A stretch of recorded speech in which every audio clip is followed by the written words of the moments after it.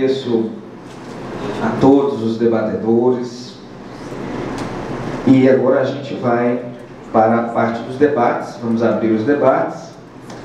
Nós temos aqui as questões orais e as questões escritas. Eu vou abrir primeiro a oportunidade para as inscrições de perguntas orais. Tem uma inscrição aqui da Sônia, do Sinjus. A pergunta para o Hebe, José Carlos e para o Normal. Boa noite a todos. Eu queria perguntar o seguinte. A palavra do José Carlos aí, de certa forma, me cutucou aqui, né? Você falou da questão da greve. A gente sempre sabe a hora de começar, mas nunca temos a receita da hora de parar. E vocês que já têm essa experiência aí de greve, os estados de vocês, inclusive muito mais longas do que a que a gente fez aqui, nós assim, nos sentimos até engatinhando nesse processo de greve, né? Porque aqui em Minas Gerais não tinha essa cultura da greve, e nós estamos mudando isso de uns anos para cá. Então eu queria saber se já tem a tal da receita do bolo que vocês exemplificaram aí, que o Colégio de Presidentes tem a receita de bolo no sentido das penalidades, já está padronizado no sentido então de saber a hora de parar um movimento de greve. Porque a nossa, inclusive, parou em função do recesso, igual o Hebe falou ali, né? Mas eu fiquei imaginando que a gente que fica conduzindo a greve como dirigente sindical, a gente tem uma responsabilidade enorme. Porque a consequência, o resultado final da greve, ela é uma estratégia, inclusive, para os movimentos futuros. Se é uma greve de sucesso, que teve conquistas, que você conseguiu garantir, de certa forma, os direitos da categoria, lá na frente precisou de novo estabelecer um momento de greve, você tem uma adesão muito maior da classe em função do resultado anterior. Então a gente tem essa preocupação. Se não tivesse o recesso em si, será que a gente saberia o momento certo de parar aquela greve? E o que eu gostaria de saber também é estratégias de mobilização junto às bases de vocês. Como que é o corpo a corpo, a comunicação, a questão do fundo de greve, se já tem isso instituído lá, como que a categoria vê? É isso. Eu vou procurar responder a sua pergunta com... É um aprendizado, né? Toda greve é um aprendizado. A companheira Regina Selle, ela trouxe para debate aqui uma coisa que a gente está aplicando dentro do que a gente trouxe de experiência da última greve. Não soubemos sair dela, tivemos, um começo de ano, na antiga direção, problemas em negociar uma boa reposição salarial, mas fomos vitoriosos em conseguir resolver todo o passivo da greve, quando, além de termos recebido tudo, não tivemos em momento algum colocado em mesa a possibilidade de repor horas. E não repusemos nenhuma hora. Então conseguimos todo o passivo da greve, com o caso aqui que o Fernando falou também, da questão da vida funcional do servidor, resolvemos tudo isso, mas tivemos uma condição muito fragilizada na hora de negociar, porque precisávamos resolver todo esse passivo. E daí tiramos algumas conclusões e mudamos. Primeira coisa, chamamos um novo congresso, o instrumento máximo da categoria, para mudarmos um estatuto que é o nosso modo de ver. Era um estatuto que amarrava muito a coordenação e atrapalhava os interesses da categoria. Por quê? Fizemos um nosso grupo que hoje, felizmente, ganhamos o sindicato. Nós movimentamos as nossas bases no estado inteiro, elegemos congressistas para esse congresso, fizemos a maioria e mudamos pontos que nos pareciam vitais. Diminuir o inchaço do sindicato, desaparelhar ele e, principalmente, trazer para decisões da base a condução de todo tipo de questões importantes da categoria e, principalmente, democratizar as decisões em todo o estado.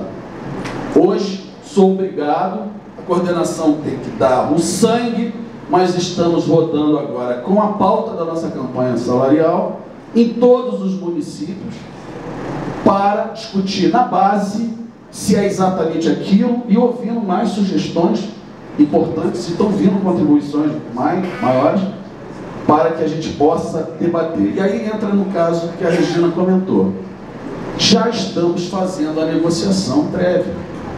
Mesmo que não haja regulamentação a nível, no âmbito maior, a gente entende essa coordenação geral que passa primeiro pela negociação, e deixamos claro isso lá na negociação. Então, protocolo. Primeiro debatemos, mudamos o Congresso, no Congresso mudamos o Estatuto. Hoje é uma realidade no Estado a participação dos coordenadores em todos os municípios, levando o debate, e principalmente já elegemos, e vem muito mais por aí, 158 delegados sindicais. E fizemos, vocês vão ver no nosso jornalzinho, na nossa revista, não é mais jornal, é revista, fizemos o maior conselho de representantes zonais, onde de forma madura, e respondendo você, Sônia, tiramos um ranço passado que se discutia todos os itens e apresentávamos sempre 30, 40 pautas para se discutir com a administração, uma administração que da Casa Grande, vamos falar, porque eles odeiam falar de direitos, têm horror a falar de negociação salarial, e principalmente quando mexem nas estruturas deles lá. Então, esse CRZ, 158 delegados sindicais, nós elegemos e compareceram na capital durante um dia inteiro, além de termos colocado todas as questões importantes, nós fechamos uma pauta enxuta de 10 itens, e a coordenação geral, por conta própria, incluiu mais 2 itens, que já estavam, inclusive, em tramitação. Achávamos importante que isso também entrasse na pauta. Foi uma coisa enxuta, e começamos a fazer esse trabalho agora de negociar o direito, o que a gente quer. Poucos itens, 3 ou 4 itens com relação a dinheiro, mas principalmente, eu esqueci de trazer para cá o meu jornal, mas principalmente a questão de uma política contra o assédio moral, uma comissão autônoma para tratar da saúde do trabalhador, né? O fim de um aviso, uma coisa que criaram lá, que o aviso 873 da Corregedoria, onde eles chamam as pessoas que estão doentes para reavaliarem, para fazer uma nova perícia, para saber se diante dessa nova perícia é levado ao julgo de um coordenador de dirigente de NUR, que é um dirigente, e aí o juiz dirigente é que vai dizer se aquela pessoa pode continuar ou não. Já estamos judicializando. Você já ouviu alguma coisa nesse sentido? Eu já. Exercício legal da profissão médica.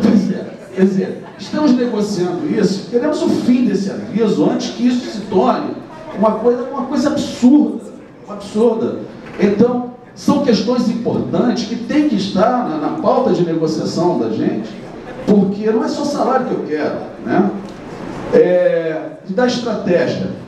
Nós, nesse CRZ, e essa atual coordenação desde outubro, quando entrou, uma das nossas preocupações é fortalecer o nosso fundo de greve. Pegamos, vocês vão ver aí no nosso jornal, nossa revista, pegamos uma dívida de 12 milhões de reais, estamos enxugando lá o nosso sindicato, suando sangue, muitas coisas já fizemos, já mudamos um pouco essa cara, mas dentro de uma programação para frente, precisamos nos fortalecer o fundo de greve. E o corpo a corpo, que você bem comentou, nós estamos fazendo no dia a dia nas comarcas. E hoje, por exemplo, para se deliberar uma greve no Rio de Janeiro, eu tenho que fazer uma assembleia localizada em todas as comarcas para saber quantos soldados eu terei para entrar numa guerra.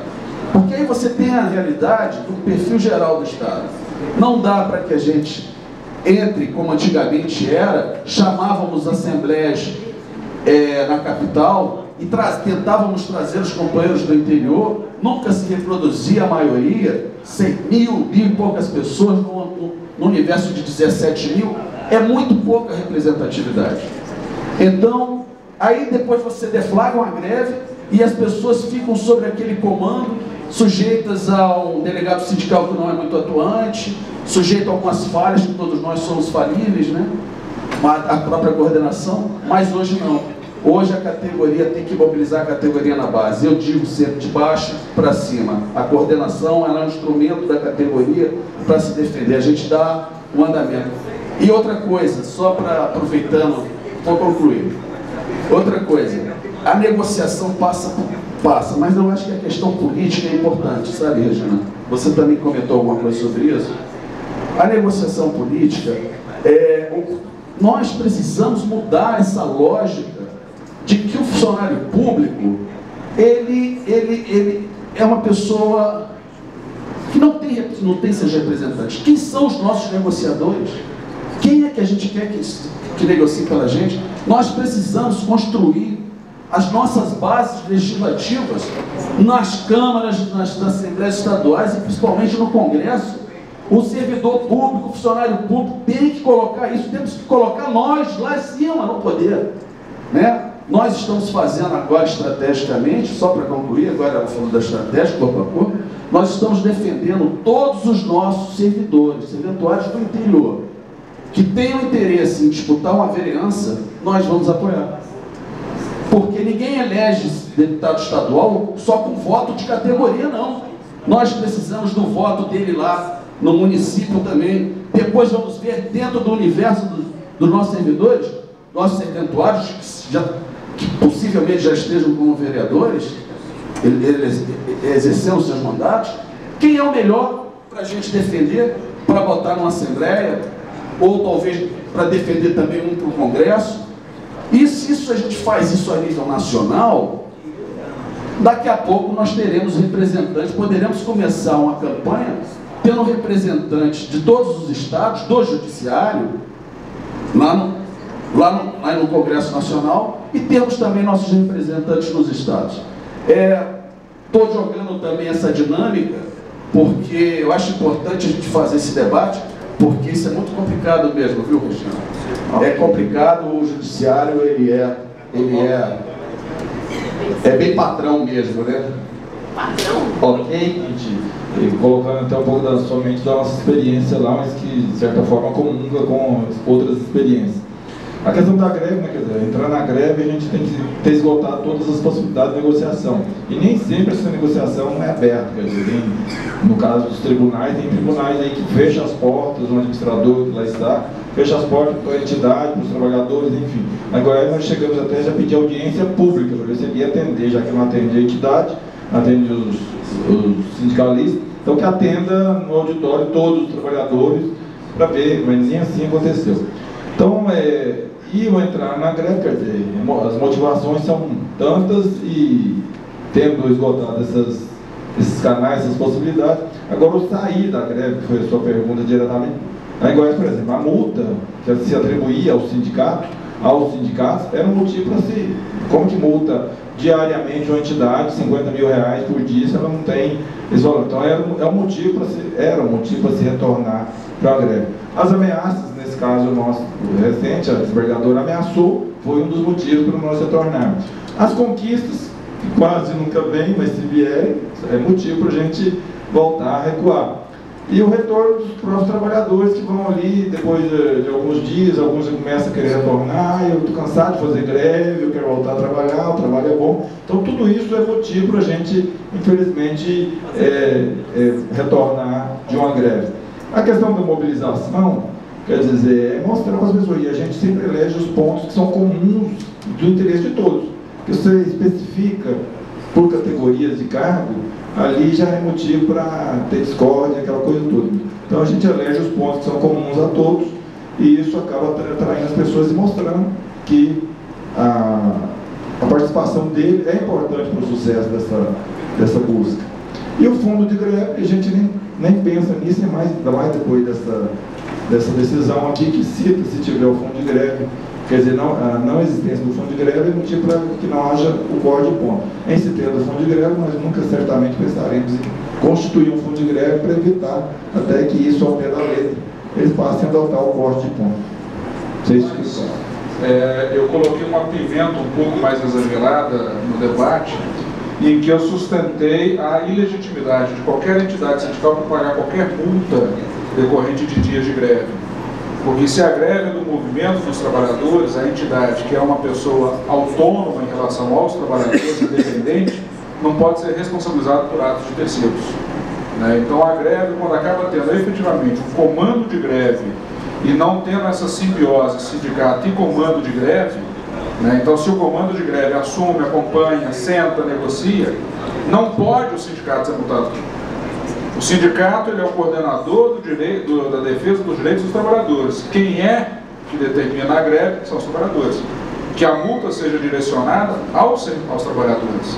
E aí eles vão ter uma dificuldade operacional tremenda que eles não vão conseguir achar a resposta. Só também concluindo essa parte, no Judiciário Federal, o que aconteceu?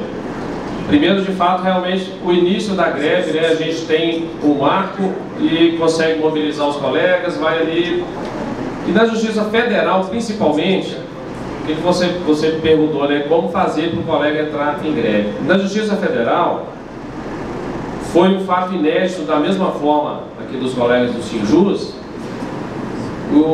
a indignação dos colegas em relação a alguns depoimentos dos juízes federais, em relação a serem contra o nosso plano de cargos e salário, fez com que os colegas da Justiça Federal tomassem praticamente frente do movimento no Brasil inteiro, que juntaram os juízes federais, os juízes do trabalho e os membros do Ministério Público Federal.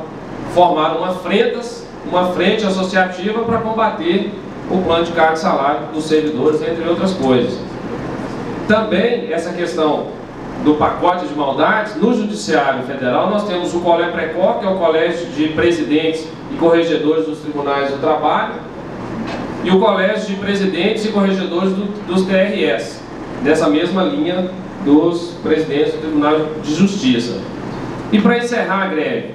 Encerrar a greve, de fato, no nosso caso, foi a questão do tempo mesmo, Mas é a questão um pouco de feeling também, O movimento tem o pico e depois vai decaindo, isso é natural. E se você não tiver algo para estar sempre alimentando aquilo ali, de fato, chega um momento que os próprios colegas vão se esvaindo e não tem jeito. E o fundo de greve também, nós aqui de Minas não fizemos, mas alguns sindicatos do Judiciário Federal, pelo Brasil afora, têm o fundo de greve. Ok. Primeiro, cumprimentar, parabenizar todos que puderam contribuir com esse debate aí. E em relação ao Norval e o colega Zé Carlos, eu queria ver o seguinte: foi bem diferente mesmo toda a postura em relação até à pauta e em relação às medidas antissindicais lá em cada um dos seus estados. Vários pontos aí que eu tinha curiosidade já foi contemplado, mas com relação, sobretudo em relação a Goiás, o que chamou muita atenção da gente foi que pese um pouco de facilidade que você demonstrou aí com relação à mobilização, ou seja, não teve uma repressão tão grande na fase inicial, mas aquela participação gigantesca nas assembleias de vocês realmente era impressionante, diante do número que vocês tinham percentualmente lá, podendo verificar que vocês ocupavam o ginásio mesmo. Não tinha visto com relação às passeatas, mas em relação às assembleias, realmente que lá fortalece bastante. E a ousadia de, num momento aí de inflação um pouco mais baixo, num passe de um dígito, vocês colocarem realmente na mesa de negociação uma perda histórica de 82%. O que eu gostaria de estar colocando para os dois companheiros é o seguinte: como que foi assim, a comunicação com a sociedade? Porque nós tivemos aqui em Minas, por ocasião da jornada, aquela discussão da jornada de trabalho, majoração da jornada de trabalho, resolução 88, um movimento gigantesco nas comarcas aqui, onde a gente conseguiu, né, felizmente, fazer essa discussão com a sociedade, que todos sabem o combate que eles têm feito em relação ao serviço público, ao funcionário público, onde a gente tinha que debater, né, manter a nossa jornada de 6 horas diárias, 30 horas semanais, no histórico aí que as centrais estão querendo, né, tudo bem que reduzir, mas reduzir para 40 horas. E realmente nós conseguimos atingir esse objetivo. Não teve uma matéria publicada nesses jornais locais, de grande mídia, que teve uma interpretação diferente daquilo que a gente passou para os nossos delegados e a forma como eles fizeram essa comunicação. Foi um ponto favorável. Mas em relação a Goiás, com a pauta dessa, muito bem demonstrada aí, que gerou uma perda histórica de 82%, mas é um índice para uma sociedade, para a média salarial que tem, que já combate e já tem uma visão deturpada com relação ao funcionário público, muito mais ainda com relação ao servidor judiciário, porque quando tira a nossa média salarial é muito comum a mídia, tem até um desinteresse de explicar melhor, a gente entra na média do gasto com a magistratura, e quando tira a média, realmente a nossa média não corresponde à realidade. E para o colega do Zé Carlos, com relação a lá, talvez ele teve um pouco mais de facilidade, porque é uma contradição. O principal motivo da greve de vocês foi o cumprimento, ou seja, o descumprimento, na verdade, da decisão judicial. Então, você falar para a sociedade que o seu patrão, que é quem tem que aplicar realmente as leis, não está cumprindo, mas, e também, você trouxe na fase inicial um balanço do CNJ. No primeiro momento, você colocou um dado positivo, uma vitória lá no CNJ com relação às remoções arbitrárias. Mas no balanço geral, ao longo do movimento, parece que vocês tiveram outras provocações lá, um balanço nesse sentido. Então, em relação à sociedade, comunicação com a sociedade, tiver apoio ou não, e principalmente essa do CNJ, seria uma novidade para a gente. Muito obrigado. Para encerrar aqui o bloco de perguntas orais, eu mesmo vou fazer também uma pergunta, que é a respeito dessa questão das multas. Porque, na verdade, as greves têm sido consideradas ilegais mesmo antes das negociações. E a gente cansa de mandar ofícios durante a greve e não consegue sequer ser recebido. Ou então é recebido para dizer que só se encerrar a greve que vai ter negociação. Esse aqui é a tônica atual. Agora, no caso das multas absurdas que são impostas aos sindicatos, que é uma verdadeira criminalização dos movimentos sociais, essas multas, elas foram lá em Goiás, por exemplo, objeto de negociação? Elas podem ser objeto de negociação? Podem fazer parte da discussão na mesa? Se houver. E outra coisa, nesse caso da multa, se efetivamente o sindicato que deixa de pagar, o que efetivamente tem acontecido? Se lá vocês, em relação à multa de vocês tiveram a negativação do nome do sindicato, bloqueio das contas, ou alguma coisa nesse sentido que possa ter prejudicado o patrimônio do sindicato. Respondendo primeiramente ao Rui, essa questão da mobilização lá em Goiás, realmente, até nós nos surpreendemos com a adesão, assim, a participação dos trabalhadores, e assim, tudo é um conjunto de questões que a gente abordou, e saibam vocês, a gente nunca explicitou isso, agora vocês vão estar sabendo, a gente usou muitas imagens daqui do Serjusmig em fotos históricas, assim, de mobilização de assembleias de vocês, de escadarias lá do fórum, do tribunal, vocês lá com faixa. Então, quer dizer, o Serjusmig foi também, imagem do Serjusmig foi também inspiradora da nossa mobilização lá. E outras questões, quer dizer, a gente focou em questões que eram do interesse geral. E os trabalhadores, quer dizer, se a gente não expõe, não informa para eles, sabiam que estavam ganhando pouco, sabiam que era o menor salário do Brasil, mas quando nós, através do DIEESE, apuramos que nós tínhamos esse percentual de perdas acumuladas, quer dizer, as pessoas compraram essa ideia. Hoje, o que se fala lá nas perdas ainda de 82,30%, que ainda existe, as pessoas pensaram, pô, o meu salário, sem falar em reajuste, sem falar em aumento salarial, eu tenho que, no mínimo, quase dobrar.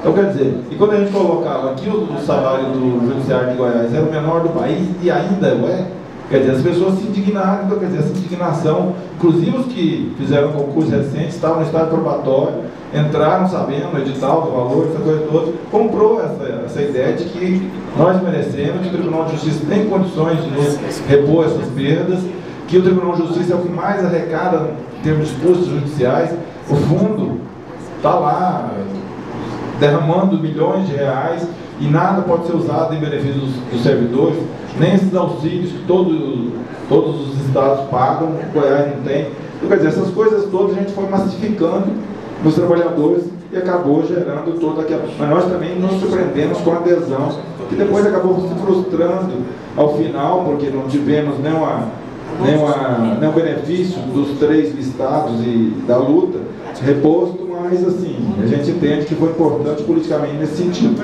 E quanto a essa questão de exigir os 82%, a gente trabalhou, a mídia, as pessoas, a sociedade, que a gente fazia muita passeada, dizendo isso, exatamente, você paga as custas judiciais mais caras do país e esses trabalhadores que te atendem no balcão, te atendem na prestação jurisdicional, são os menores, que recebem o menor salário do país. Então, quer dizer, isso também chegou, de certa forma, um pouco menor, mas chegou também na sociedade. Todo mundo dizia, gente, nós estamos brigando pela data base, 6% não estamos conseguindo, vocês vão conseguir. A gente sabia que isso seria impossível, mas a gente tinha que lutar pelo máximo para conseguir negociar, mas como não houve. A questão das multas, já entrando propriamente no que o Robert falou, em Goiás, até quando eu disse aqui na minha falação da palestra, tinha a política, a prática do tribunal de multar em 50 mil, depois reduziu-se para 30 mil, e agora, na questão dos educadores, da greve da educação, que está entrando em 50 e tantos dias, o tribunal considerou ilegal a greve, porém impediu que se multasse essa questão. Então, quer dizer, lá em Goiás, a partir de agora, eu acredito que não vai ter mais multa. Mas até então, até anterior a isso, as multas aplicadas nunca houve um pagamento, que nós tenhamos conhecimento.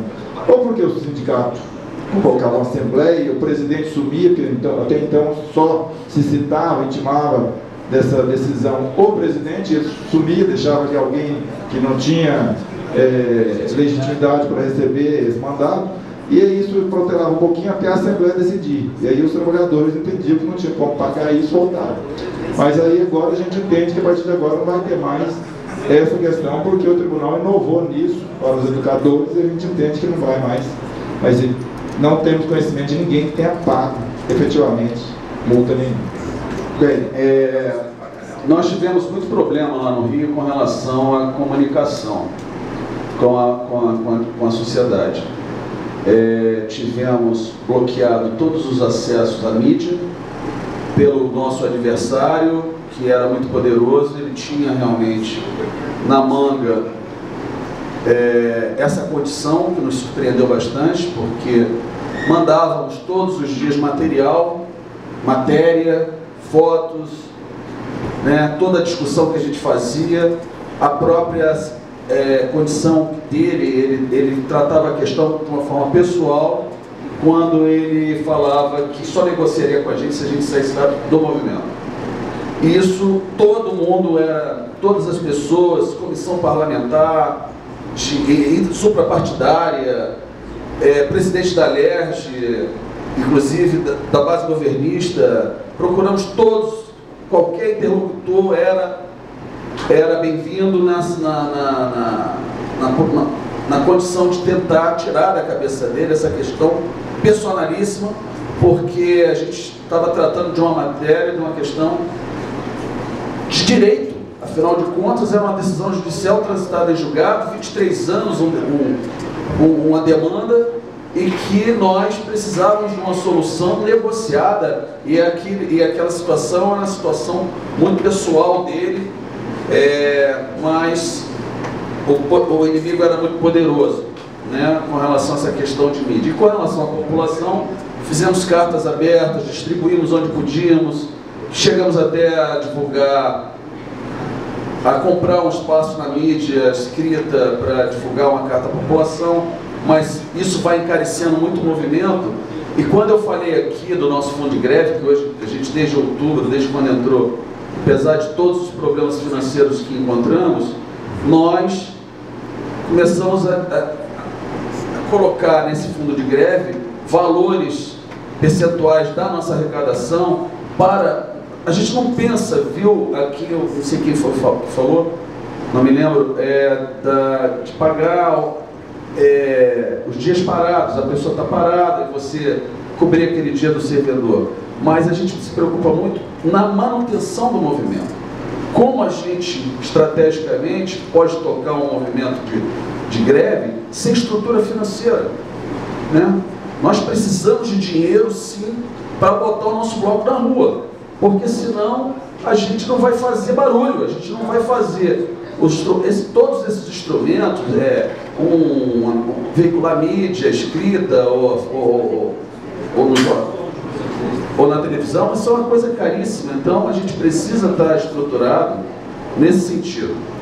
E tivemos, só para concluir essa questão da decisão judicial, é mais difícil você fazer uma greve nessa linha, para a gente pelo menos foi, porque alguns ainda tinham dúvida se teriam direito a ela, porque ela beneficiou, essa decisão beneficiou ao grupo de companheiros que entraram, acreditaram nesse direito e lutaram 23 anos, e alguns tinham dúvida se isso ia se estender. Hoje a realidade é que estendeu, inclusive estamos cobrando os atrasados de todos. Mas naquele momento, Rui, foi difícil conseguir construir dentro da categoria, então a gente tinha até o fogo amigo, aquele companheiro que estava lá no cartório, mas vocês entraram em greve, vocês estão errados. Então isso desacreditava um pouco os companheiros que estavam lá no front, vamos dizer assim, e começava a enfraquecer, como o bem colocou aqui o Norval, você vai acabando perdendo soldado, e aí você tem que aprender, saber exatamente a hora de reavaliar aquela situação. Mas eu acho mais fácil fazer, como já fizemos muitas outras, greve de reposição salarial. Essa eu adoro, viu? E a gente está indo para essa guerra agora, mas começamos primeiro a fazer o dever de casa.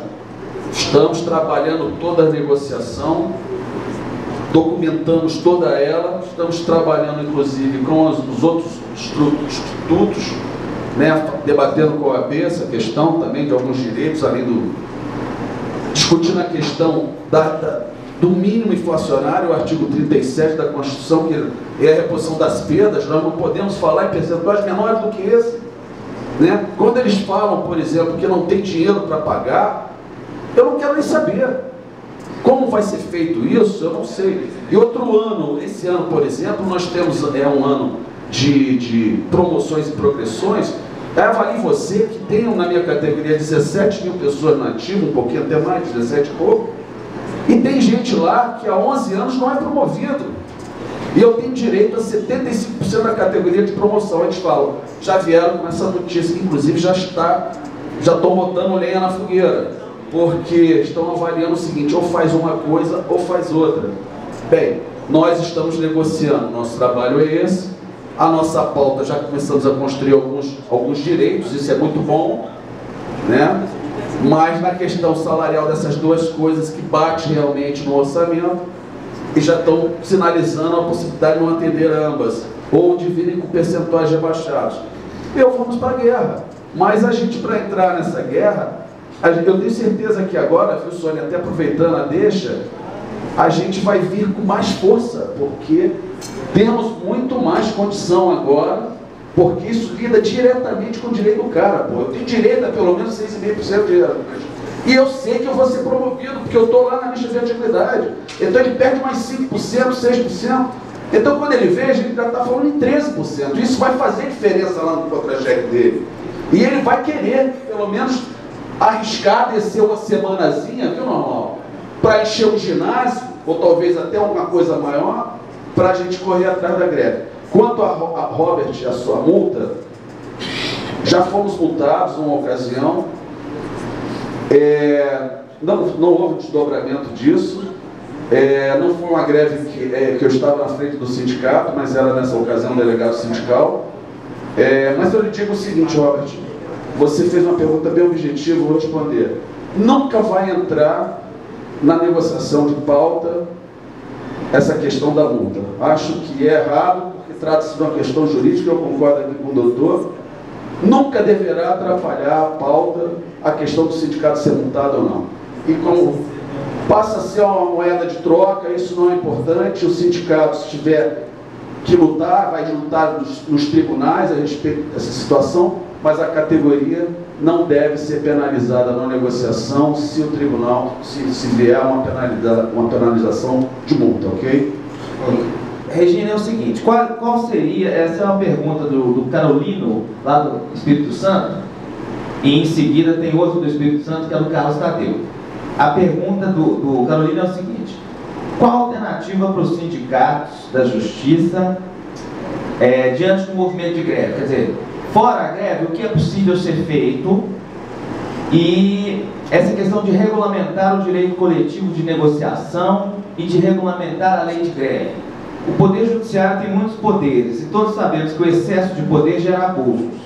Trabalhar no Congresso Nacional pela redução dos poderes do Judiciário não seria uma boa ideia para democratizar o direito de greve? Para a Regina. Esse aqui do Roberto Dias Paiva, também para a Regina. Política e administrativamente considerada, a falta de decisão em tempo hábil por parte dos magistrados e outros desembargadores e ministros não pode ser considerada uma espécie de greve branca, em especial quanto aos efeitos e objetivos? Eu vou aqui de trás para frente, né? Da primeira para cá, do Carolino, né? Qual seria a alternativa? Eu continuo achando, Carolina, que são duas coisas que têm que andar juntas, né? Agora, eu acho que nesse momento, dada essa questão aí do risco de caducar a ratificação da Convenção 51, eu acho que é urgente que os sindicatos de servidores, no geral, né, se mobilizem para evitar que isso aconteça. Isso vai ser uma derrota política gigantesca para o movimento sindical brasileiro e para o movimento sindical do funcionalismo público, né? Nós lutamos muitos anos pela ratificação da Convenção 51 e a ameaça dela caducar, eu acho que vai ser um desastre político para o movimento sindical, né? Então eu acho que nesse momento eu enfatizaria, né, dada a urgência do fato, a gente aí tentar o mais rapidamente possível tirar, né, isso aí do freezer, né, e tentar regulamentar o direito de negociação coletiva no setor público. Já existem projetos de lei, merecem ser obviamente aperfeiçoados, mas eu recomendo a leitura do projeto de lei do deputado Maurício Rantes. Ele está bem detalhado, bem extensivo, e eu acho que pelo menos é um ponto de partida, né? Eu acho que a prioridade, para mim, eu vejo como a prioridade seria regulamentar o direito de negociação coletiva dos servidores, até para evitar que, como disse ali o colega do Rio de Janeiro, né, que se diga que o servidor foi para a greve sem ter, inclusive, nem passado pela negociação, né? Então, nós queremos fazer o nosso dever de casa, nós queremos negociar. Agora, diante da não previsão do direito de negociação coletiva, ficamos à mercê das vontades, né, dos caras quererem ou não negociar com a gente, né? Uma vez o direito de negociação estando regulamentado, eu acho que é uma questão que a gente acaba resolvendo, né? O que poderia ser feito para a unificação das datas bases para reajuste? Assim ocorreria fortalecer os movimentos a nível nacional? Eu tenho um entendimento de que isso seria muito positivo para vocês, né? Vocês vejam aí os bancários negociam uma vez por ano, né? A negociação de data base deles ocorre, toda a categoria nacional dos bancários negocia num só ano, num só momento, em 1º de setembro. Isso dá força a essa categoria, né? Quando para o Brasil, né? Então eu acho que esse negócio de ficar fragmentando, a data base, assim, na minha cabeça, apesar dela ser, digamos assim, funcional, né? É uma coisa que, bom, funciona, né? Mas o que é? É fragmentar a classe trabalhadora em um monte de pacotinhos. Esse negocinho em fevereiro, esse negocinho em janeiro, esse negocinho, né? Eu acho que se vocês pertencem ao mesmo ramo, e aí vai uma discussão mais complexa sobre a possibilidade da gente, num outro estágio, né, de evolução do nosso sistema de relações de trabalho, nós fazemos negociações por ramo, né? Negociações por setores e não negociações fragmentadas por municípios, por estados, por categoria, né? Eu acho que isso divide os trabalhadores e o ideal seria que nós somássemos forças e não dividíssemos as nossas forças. Então, eu acho muito positiva essa ideia de se pensar numa database nacional unificada do setor judiciário. Quem sabe isso unificaria, daria mais consistência à luta de vocês, né? Mas isso aí, gente, é só, digamos, dentro daquele espírito de reformas sistêmicas do sistema de relações de trabalho. Porque, por enquanto, isso não está previsto. Os bancários fizeram isso no peito e na raça, né? Eles implantaram uma negociação coletiva nacional, né, ali na briga, né, depois de muita greve, na década de 80 e na década de 90. O Poder Judiciário tem muitos poderes e todos sabemos que o excesso de poder gera abusos. Trabalhar no Congresso para a redução dos poderes do Judiciário não seria uma boa ideia para democratizar o direito de greve? Eu acho que sim. Eu acho que está precisando de alguém botar freio nesses caras, né? Eles não são semideuses, não. Eles são servidores públicos. O único juiz que eu conheço que se declarou servidor público foi o ministro Maurício Godinho Delgado, do TST. Numa palestra que ele fez aqui em Belo Horizonte, ele virou: olha, em primeiro lugar, eu queria dizer o seguinte: eu sou servidor público. Eu passei num concurso, né? Eu não sou melhor nem pior do que ninguém. Eu sou um servidor público. Não é o fato de eu ser um juiz que me coloca acima do bem e do mal. Eu me sujeito ao estatuto de servidor público como qualquer um que está aqui, né? Mas eles não se veem como servidores, né? Servidores são vocês. Eles são os donos da verdade, né? Eles não são servidores. Para outros, são agentes públicos, das benéficas e são servidores públicos. Então, eu acho que esse rumo que o CNJ, eu acho que foi uma vitória da sociedade, a não retirada dos poderes do CNJ, né, que queriam manietar, queriam castrar os poderes do CNJ. Eu acho que essa foi uma vitória da sociedade civil, uma vitória de todos nós, né? Tem que ter uma instância que regule os superpoderes desse povo, porque senão nós estamos à mercê deles. No meu estado mesmo, a relação que nós temos hoje com o Poder Judiciário foi fruto justamente das 67 ações que nós entramos via o CNJ, onde nós conseguimos prender desembargadores, são desembargadores. Hoje o respeito, ou seja, eu sou o presidente há 4 anos, estou no 4º plano do cargo de salário discutido.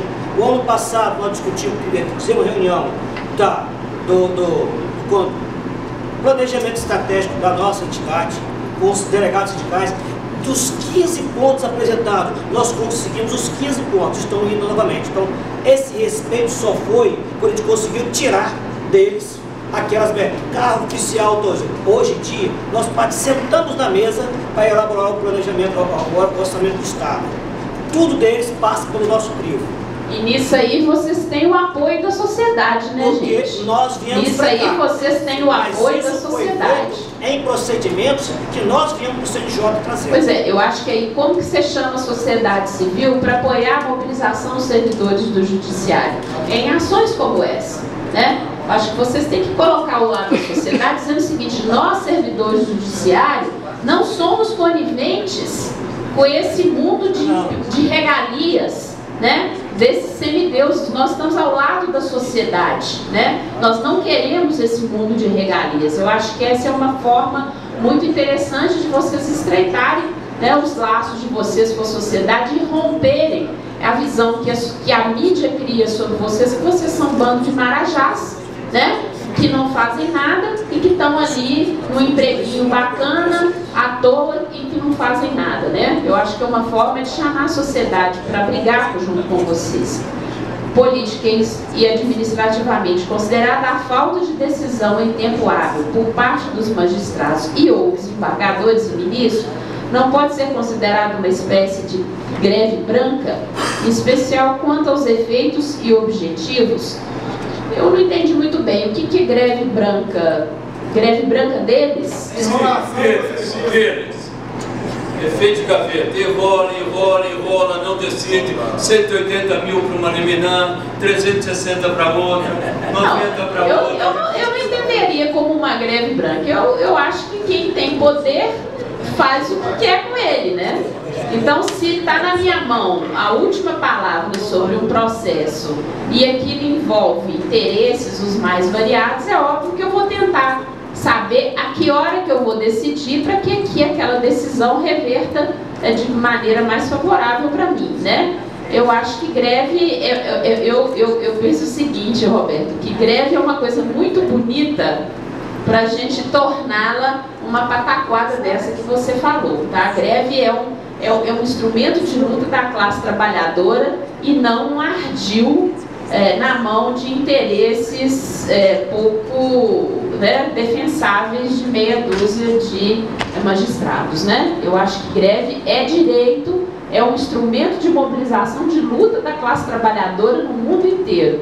Não vamos macular isso com ardis escusos de magistrados aí que estão, enfim, lutando em benefício próprio. Eu vejo por aí. Ok, Eliana Galvones. Não, sociedade civil mesmo. Se não poder sobre a cabeça dela também. Eu posso sugerir um encaminhamento diante da resposta de Regina a respeito da minha pergunta, Regina. Da database? Não, da questão da regulamentação, certo? É um 51, gente, vai para o Congresso, que isso vai caducar. Eu encaminho que a FENAJUDE, diante do representante legal aí presente, tem um de lado aí, tem aqui, ó. Tem o vice-presidente, diretor. E leve essa questão em consideração de urgência, para que ela não caduque. Para que ela não venha caducar. A convenção da OIT. Já que vocês é a instância maior da nossa representatividade, diante do governo, vocês levem isso em consideração antes que ela venha caducar, como a Regina propôs aí. É uma associação aberta para nós ter essa consideração. Tá bom? Muito bom. Vamos fazer o registro aí dessa luta nacional, pedir a mesma coisa para a FENAJUF, né? Para lutar juntos aí, para não deixar a nossa convenção da OIT morrer, né? Não deixar caducar. Vander do Sindojus, Minas Gerais. Qual o orçamento do Tribunal de Justiça para 2012 de Goiás? Lá, eles sempre usam essa máxima de que, quando é para nos responder algum questionamento sobre benefício ou alguma luta, que o orçamento é uma peça de ficção, mas está lá 1 bilhão e 300 milhões, que destes 50% para os magistrados da ativa e da inativa. Qual o salário pago para nível médio e nível superior? Em Goiás, hoje, ainda nós temos uma dificuldade tremenda, que talvez seja um dos últimos estados nessa dificuldade. Nós temos lá mais de 18 cargos e ainda dividido entre entrância inicial, intermediária e final. Então, cada entrância inicial tem lá o escrevente 1, todos os cargos no 1, intermediária tem os mesmos cargos 2, e a capital, que é final, os mesmos cargos 3, e mais o técnico judiciário, que é o único cargo hoje de nível superior no Tribunal de Justiça de Goiás. Então não dá para te responder assim, mas a média, por exemplo, os cargos da entrância inicial, que é das comarcas bem menores, variam aí de R$ 1.300 inicial, e ao final da carreira, depois de 35 anos, R$ 1.500. Então, ou seja, esse tempo todo, 30 anos, para ter uma evolução salarial de R$ 300, R$ 400. Na capital, que é final, o salário do nível superior, que é técnico judiciário, pois eu vou acrescentar algumas coisas. O técnico judiciário, ele é inicial 1.800 e aposenta depois de 35 anos com 2.200, ou seja, R$ 400 de evolução. É o grande problema nosso, que estamos tentando resolver isso agora. Além disso, tem o que? A gratificação de nível superior, para todos que têm nível superior, de 20%, mais 10% de pós-graduação e 15% de doutorado, mestrado e doutorado. Os oficiais de justiça têm 10% de risco de vida em cima dessa merreca. Então, quer dizer, é um problema. Esse nível superior que a gente tem gratificação hoje, 20%, o tribunal está formulando um projeto lá que vai acabar com ele, segundo orientações do jurista paulista, que é inconstitucional, gratificação de nível superior, para transformar, como fizeram com a educação lá em Goiás, pegar esse valor, transformar, incluir na tabela salarial para todo mundo, ou seja, acabar a gratificação de nível superior Ou seja, para quem tem a gratificação de nível superior, nessa nova tabela não vai ter reposição e reajuste e acréscimo nenhum. Quem não tem, acaba sendo beneficiado por alguma forma. Outra pergunta aqui é do Roberto Paiva, do Sinjus. Como está a situação do nepotismo no judiciário em Goiás? Desde que essa coisa se evoluiu aí, não há mais assim, a gente não tem conhecimento, a gente tem até um campo lá das pessoas denunciar um ou outro caso, mas depois se percebe que não é nepotismo, porque não é casado, aquelas coisas todas que eles arranjaram depois, que é só amante, é só namorada, é só... e acaba não caracterizando o nepotismo como assim definido. Existe também, de vez em quando a gente faz denúncias quanto a isso, é o nepotismo cruzado, deve ter em todos os lugares, como o Ministério Público, como o próprio Executivo. O filho do presidente, por exemplo, trabalha na Procuradoria-Geral do Estado como subprocurador. E foi lá exatamente quando o presidente assumiu a presidência do Tribunal de Justiça. Então isso aí acontece sempre, mas é uma coisa que é difícil no Legislativo, como no Judiciário, como no Ministério Público, bons tribunais de conta, então tem essa barganha aí de nomeação entre eles não. Mas o nepotismo propriamente dito, há muito tempo a gente não tem conhecimento. Tem assim, o diretor-geral anterior que saiu agora, a mulher dele fez concurso para escrevente lá na comarca inicial, na beira de Goiás, com algum outro estado, e nem tomou posse lá, já veio para a capital com a gratificação altíssima. Quer dizer, para ninguém pode haver remoção, promoção, nem permuta antes de cumprir o estágio probatório. Mas para a esposa do diretor, a gente denunciou, mas como ele deixou de ser diretor, acabou descaracterizando também. Direito de greve é um direito fundamental que deve ser entendido de forma ampla ou de forma restritiva, dada pelos tribunais e a lei ordinária que rege a greve da iniciativa privada. Bom, na teoria do direito constitucional, o direito de greve é uma norma constitucional que pode vir a ser restringida nos termos da lei. Então, o direito de greve ele é amplo, na ausência da regulamentação, podendo ser restringido, sim, pelas normas. O maior problema que nós enfrentamos é que não há uma transparência sobre as restrições. O Supremo, na decisão do mandato de injunção, nós tivemos alguns ministros que começaram a querer regulamentar o que era cabível, o que não era, e o voto médio, o voto que acabou prevalecendo, não, vamos sair pela tangente e aplica-se no que couber. Então, essa construção do que cabe e do que não cabe das restrições da Lei Geral de Greve é o que nós temos que construir. Um dos argumentos que nós temos sustentado no Tribunal de Justiça é que a greve do pessoal da segunda instância não é ilegal. Por quê? Porque nós seguimos a mesma orientação, mesma rotina do plantão. Se a nossa greve ofendeu o acesso à prestação jurisdicional, o plantão deles também o ofende. Então, assim, não há parâmetro.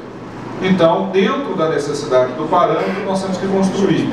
Dentro da questão da educação, por exemplo, eu acompanhei uma greve de professores, não há que se falar em mínimo possível, porque senão eu vou ter aula segunda, quarta e sexta, terça e quinta é greve, acaba-se a greve, os meninos vão ter aula terça e quinta, e não tem jeito de aproveitar férias, não tem nada.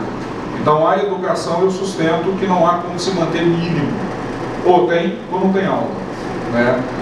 Sobre a Elizabeth, aqui do Sintage, da Bahia, existe no Poder Judiciário de Minas Gerais resolução de que trata de faltas dos servidores, inclusive no período de greve, a se antecipar a qualquer movimento grevista. Em caso positivo, qual o tratamento dado a ela pelo sindicato? Nós não temos. Foi até por isso o pedido que nós fizemos no nosso mandato de segurança, o pedido que nós fizemos no nosso mandato de segurança para que se constasse exercício de direito greve, e não falta. Eu tive que chegar a analisar, por exemplo, foi dito aqui rapidamente no início, a resolução 86 do Conselho Superior da Justiça do Trabalho, que serviu como base do ministro Rede Paula. Para mim, essa resolução aqui, ela só tem um grande vício.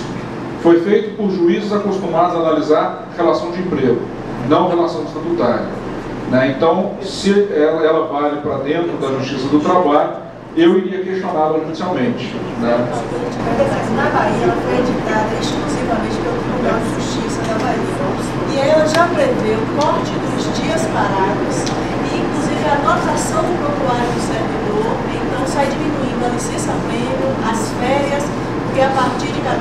altas, diminui 6 dias de férias no ano. E a gente tentou juntar o CNJ, dizendo que ela restringiu o exercício de um direito, não conseguiu derrubar. Eu presenciei o julgamento da questão do TRT de Pernambuco, lá no CNJ, eu estava lá acompanhando outro julgamento, como estava muito interessante, o voto divergente, inclusive, também foi muito interessante lá, né, que ele fala que lá tem uma resolução nesse mesmo sentido, da Bahia, que o CNJ também não disse que era inconstitucional, não derrubou, e na Bahia a gente está com essa resolução de pé, que é 04. E a gente entrou com o mandado de segurança, só que a gente não consegue fazer com que ele nem saia do estado da Bahia, né? E o CNJ deu ganho de causa para o tribunal, dizendo que ele pode editar a resolução nesse sentido, já punitivo, antes mesmo de se declarar uma greve. O CNJ, eles estão com o entendimento que eles não podem exercer controle de constitucionalidade. Né? Então, assim, qualquer pedido que venha lá, afaste esse ato porque ele é inconstitucional, o CNJ realmente não vai fazer. Numa primeira análise do que você está me reportando, eu ia pensar sim no mandado de segurança contra o presidente, porque caso ele seja negado, eu posso entrar com recurso ordinário para o STJ. Tá? Mas dependendo da situação, até mesmo pela demora, talvez uma reclamação ao Supremo, tá? Por quê? Porque, no mínimo, na questão da anotação das faltas, é o não reconhecimento do direito de greve. Então, talvez a reclamação simplesmente para quê? Para afastar a anotação de falta. E aí, num segundo momento, numa estratégia, a gente teria que analisar melhor a resolução, como fazer para não se ter esse corte imediato. O corte imediato é igualzinho do Conselho Superior da Justiça do Trabalho. Né? A falta, talvez a reclamação não. Você quer criar quintas colunas infiltradas a serviço de administração na Justiça Federal Mineira? Nós sabemos que a Justiça Federal, criada na época da ditadura e para atender, né, aos ditames da turma que estava de plantão à época, mas eu não acredito que isso aconteça, se for em relação aos colegas, né, de trabalho. Creio que não deva ter isso. E a pergunta do Vander, do Sindojus, Sindicato dos Oficiais de Justiça aqui de Minas: qual o orçamento para 2012 destinado ao Judiciário Federal? E qual o salário para nível médio e nível superior? De trás para frente, o salário de nível médio, em torno de, exatamente, valor certinho, eu não me lembro, mas aproximadamente R$4.000. E o salário, que lá seria o vencimento mais a gratificação judiciária, e do nível superior, R$6.000, seria o salário base mais a gratificação. E o orçamento do judiciário, também valor absoluto, eu não me recordo, não tem esse número, mas só sei que destinado à construção, reforma de prédio, compra de carro e outras cositas más, com certeza aproximadamente uns R$500 milhões. Pode analisar lá. Só para a construção de prédio tem mais de 300 milhões. Qual o valor do orçamento de 2012 e qual o salário de nível médio e nível superior?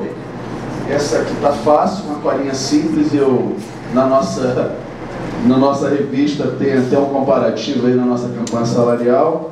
Hoje um analista TJ ganha inicialmente R$4.403,79. Acho que de um estudo, que eu acho que foi feito por vocês mesmo de Minas, né? A gente estava em nono, eu acredito agora que já estamos bem pior, já devemos estar lá em 13º, 15º diante do país, o que é lamentável, mas a gente faz um comparativo aí em desfavor do nosso vencimento básico lá, que para o Ministério Público Estadual a diferença é de quase 17%, eles ganham 17% a mais. Para o Federal, 63%, e para o TRE, 62%. Quando a gente trata do técnico de atividade, é maior ainda essa diferença. Nós estamos lá com R$ 2.673,87, e a diferença para o Ministério Público é de 18%, já sobe um pouco mais, para o TRF 72%, quase 73%, e para o TRE 72,5. Quer dizer, é muito diferente ao longo desses anos. Os governos estaduais, eles, principalmente lá do Rio de Janeiro, eles não respeitam o funcionalismo público. Isso não é uma coisa específica do judiciário, mas é de todo o funcionalismo público do Estado.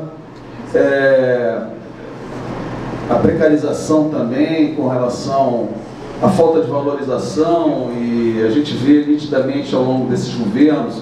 Isso começou lá atrás com o Moreira Franco, que continua aí ditando regras a nível Brasil, lamentavelmente, mas depois veio a família Garotinho, passou lá a Benedita da Silva um pouco, mas agora veio o ciclo Sérgio Cabral.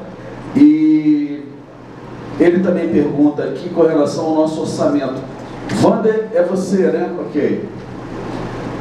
Bem, essa aí é brincadeira, né? O nosso governador, e leia-se, tem nome e sobrenome, chama-se Sérgio Cabral. Ele é uma pessoa que vem manipulando, a gente pode falar isso com toda a clareza, que a gente acompanha. Ele manipula os nossos orçamentos e tira do judiciário todo ano 3 bilhões, além de deixar de incluir, isso passou inclusive através da base governista lá, toda a arrecadação da concessionária de água, que é a nossa SEDAI, não sei aqui em Minas qual é o nome, mas todo o estado tem a sua concessionária. E nós lá, a SEDAI, a arrecadação dela é significativa, como em todos os estados, e ela não entra no cômputo do orçamento. Então diminui isso aí, seguramente, uma verba importante. E desde que isso ocorreu, de 2007, se não me engano, posso estar enganado, 2008, a gente vem penalizando, viu, Wander, demais a construção desse orçamento, mas esses 3 milhões que ele tira de caso pensado, porque ele é voraz e ele ataca de forma objetiva ao nosso fundo especial. Vocês aqui também têm em Minas o fundo especial, a arrecadação vai para os cofres do tribunal. Algum estado aqui tem fundo especial, a arrecadação das custas é administrado pelo tribunal. Poucos estados, nenhum. O Bahia tem. E Minas não tem, né? Goiás tem. O fundo especial, a arrecadação é administrado pelo TJ ou pelo estado?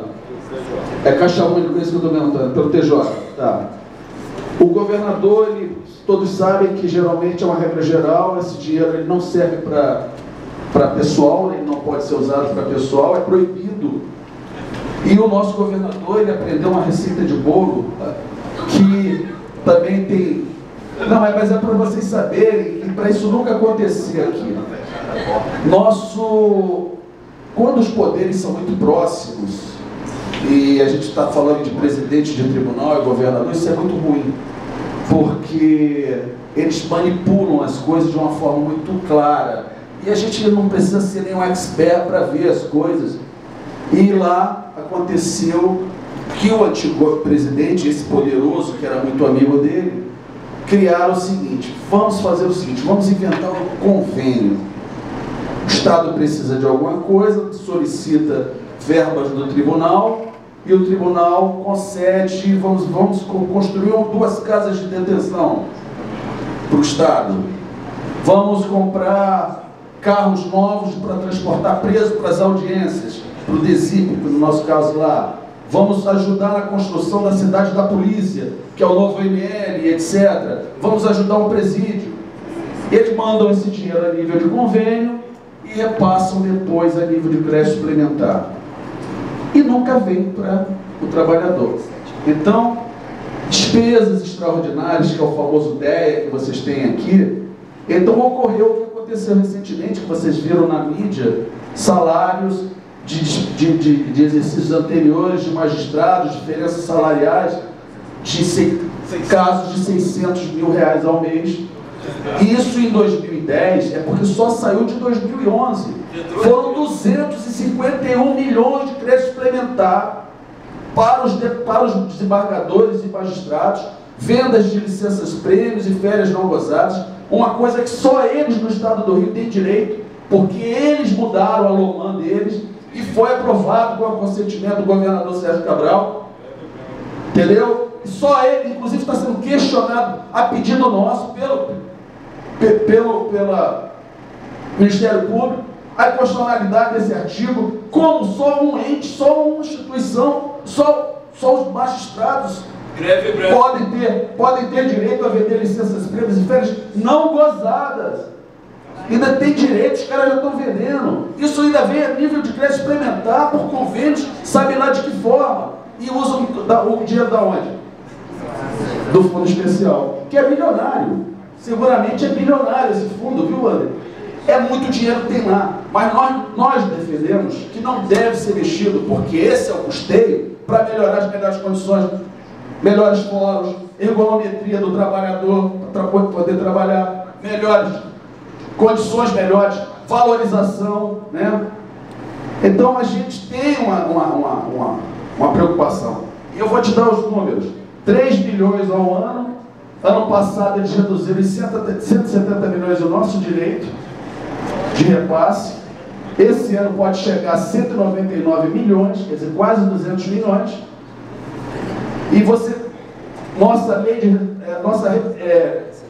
receita corrente líquida em 2010 foi de 31 bilhões estimada. Nós gastamos 34. Em 2011 foi 35 estimado o orçamento que eles fecharam e nós precisamos de 39 bilhões. Esse ano eles estimaram em 36 bilhões e a nossa e a real, e a gente vai precisar, pagando o database e tudo mais, 40 bilhões 250 mil. Eles aprovaram 36 bilhões. Tem dinheiro? Tem dinheiro. Mas o que ele fez?